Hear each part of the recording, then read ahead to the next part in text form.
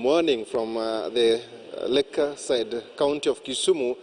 All eyes will be at the Sikri Technical Training College, where we have delegates. It's a national, it's a delegates conference, leaders conference rather, coming from all the 6 counties that make up the Nyanza region. I'm talking about Kisumu, Kisii, Nyamira, Siaya, Homa Bay, and Migori.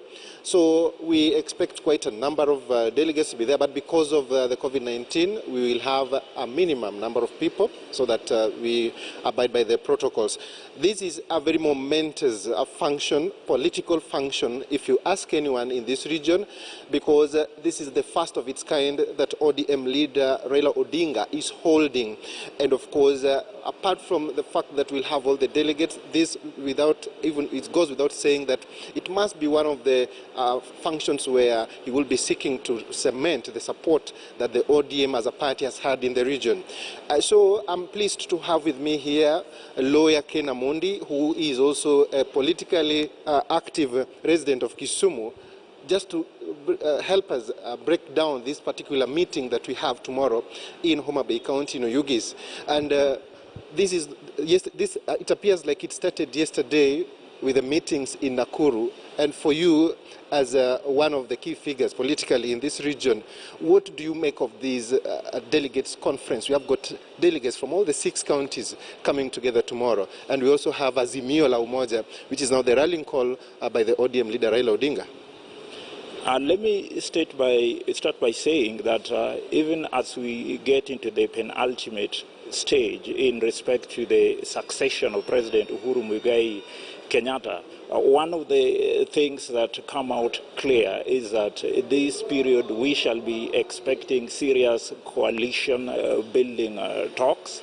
And of course, in the course of such coalition building, the core figures must start by, cementing their backgrounds. Of course, we saw what happened yesterday when the former Prime Minister initiated the Azimio la Umoja, which in fact stands out and shall be his clarion call, even as he builds a wider coalition that is expected to come up with a strong challenger as against the deputy president in the oncoming general election.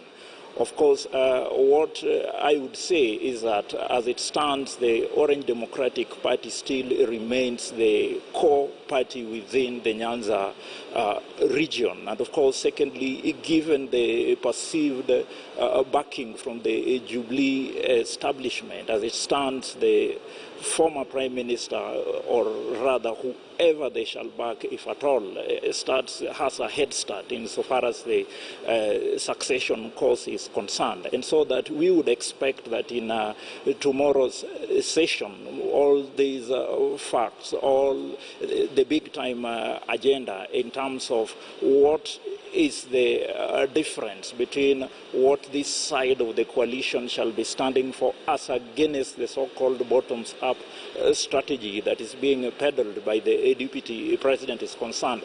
That I expect would be the core agenda tomorrow, and I also expect that that shall then form the clarion call in terms of gravitating the people together, even as we move towards the next elections in 2022.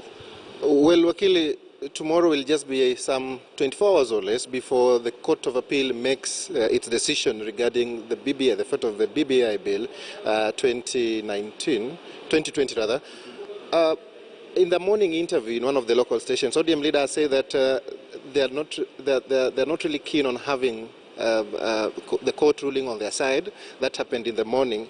But given the timelines, do you think right now for the party and even for the coalitions, is this a priority as it stands?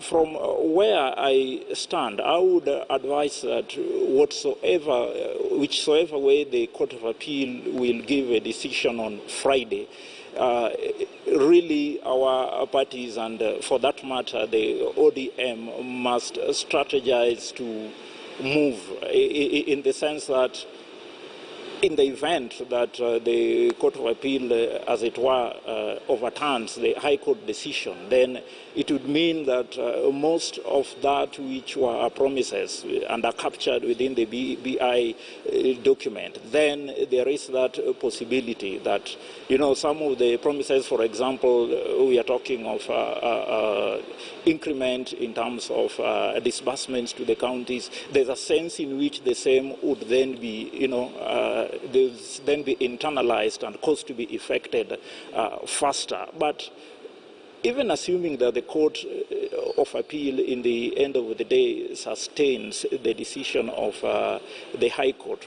my position would still remain that even some of the promises that we have within the BBI document, there's a sense in which the coalition between ODM and Jubilee as it stands now can still move to have parliamentary sanction of the same, so that those promises would then be effected, so that it should really not be so material as to if the Court of Appeal proceeds to sustain or overturn the High Court decision. Well, thank you so much. Because of time, we will have to really stop it there. But there is every other indication that tomorrow's event in Sikri, Yugis, Homa Bay County, will be momentous.